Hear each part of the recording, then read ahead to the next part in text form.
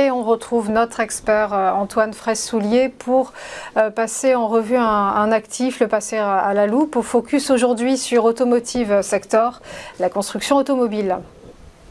Oui, effectivement, aujourd'hui, je voudrais mettre en lumière ce Smart Portfolio, donc ce portefeuille thématique d'investissement, puisque, alors, depuis la mise en production standardisée du premier modèle T de Ford en 1908, l'industrie automobile est devenue l'une des plus lucratives au monde, même s'il est devenu ultra concurrentiel, effectivement, puisqu'il y a de plus en plus de constructeurs automobiles qui ont émergé, et notamment en Chine, et l'apparition aussi des véhicules électriques. Eh bien, ce secteur est un secteur qui est quand même lucratif, qui est très cyclique.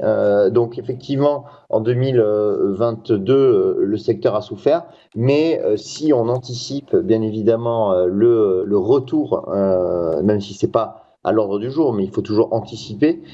Si on anticipe donc justement le retour à la croissance, eh bien le secteur automobile est un secteur qui devrait tirer son épingle du jeu.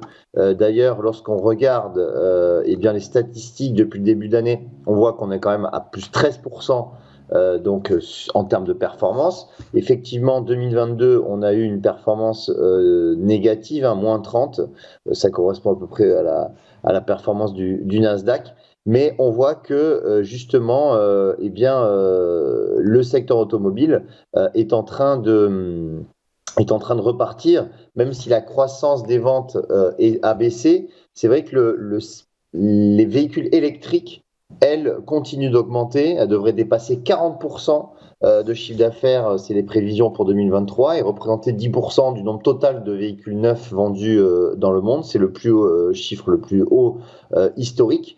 Et si on se penche un petit peu sur la composition du portefeuille, eh bien, on voit que on a sélectionné donc 30 sociétés qui sont en grande partie des constructeurs automobiles. Donc on va retrouver les constructeurs chinois dont je parlais, avec Xpeng, NIO, Great Wall Motors. On va également retrouver Tesla, bien évidemment, et aussi les traditionnels comme Ford, Porsche, Stellantis en France, Renault, BMW, bref.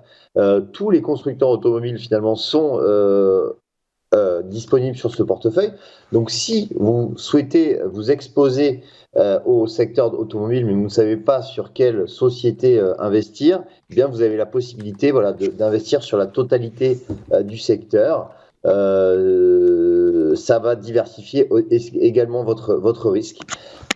Le ticket d'entrée, c'est-à-dire le montant minimum d'investissement, est à $500. Donc c'est un portefeuille qui est vraiment accessible à tous.